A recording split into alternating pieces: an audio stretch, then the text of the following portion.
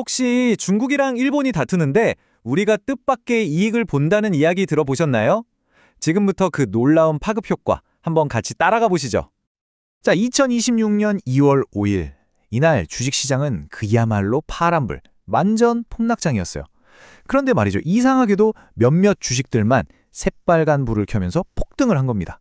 아니, 대체 무슨 일이 있었던 걸까요? 바로 그 미스테리부터 한번 파헤쳐 보겠습니다.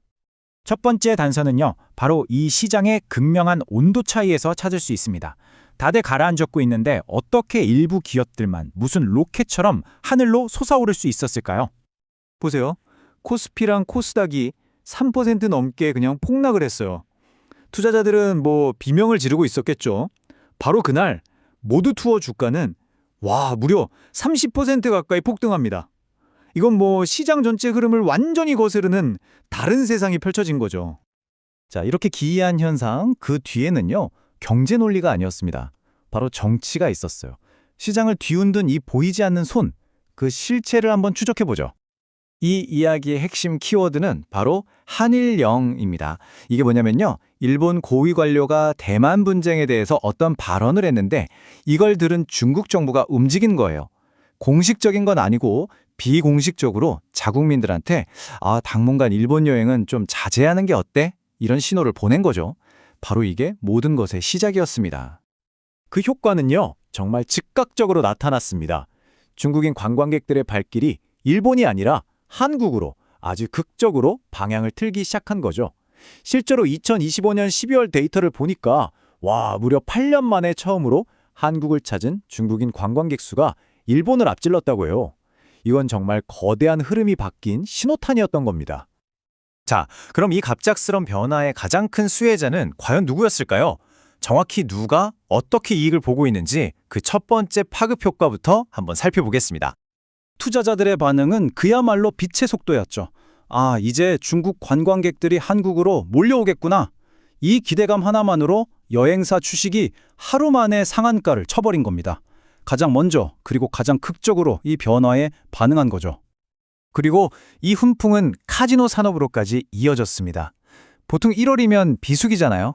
그런데 파라다이스 같은 복합 리조트가 글쎄 역대 최고 월 매출을 기록했다는 거예요.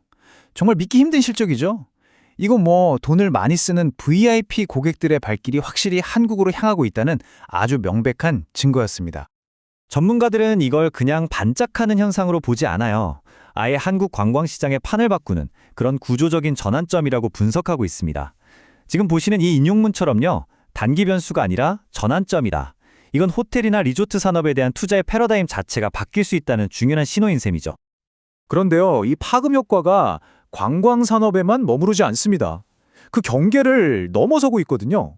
자, 이제 이 돈의 흐름이 다른 산업으로는 또 어떻게 번져나가는지 한번 살펴볼까요?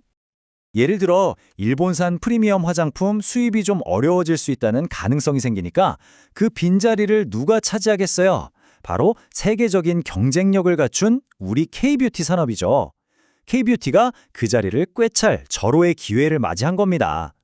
특히 중국의 고가 화장품 시장, 이거 정말 놓칠 수 없는 어마어마한 시장이잖아요. 이러한 변화는 사실 우리 길거리에서도 바로 체감할 수 있어요. 올리브영 같은 매장 가보시면요, 이제 외국인 관광객 매출 비중이 전체의 20%를 훌쩍 넘어선다고 합니다. 이분들이 이제는 그냥 손님이 아니라 핵심 고객층으로 완전히 자리 잡았다는 걸 보여주는 거죠. 자, 그런데요, 이렇게 큰 물결이 밀려온다고 해서 모든 배가 똑같이 높이 떠오르는 건 아닙니다. 이 수혜의 뒷면을 들여다보면요, 아주 명확하게 희비가 엇갈리고 있어요. 카지노 업계가 딱 대표적인 예입니다. 한쪽에서는 호텔, 쇼핑, 엔터테인먼트까지 이 모든 걸 함께 제공하는 복합 리조트들이 있고요. 이쪽은 승승장구하고 있죠. 반면에 그냥 카지노만 단독으로 운영하는 곳들은 굉장히 고전하고 있습니다. 결국 단순히 게임만 하는 게 아니라 어떤 경험을 제공하느냐, 바로 이 차이가 승자와 패자를 가른 셈입니다. 항공업계도 상황은 비슷합니다.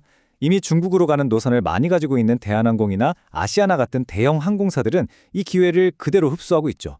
하지만 주로 동남아 노선에 집중해왔던 저비용 항공사들은 어떻겠어요? 상대적으로 이 혜택을 보기가 훨씬 어려운 좀 제한적인 상황인 겁니다. 그리고 설사 수혜를 보고 있는 기업들이라고 해도 마냥 웃을 수만은 없는 상황이에요.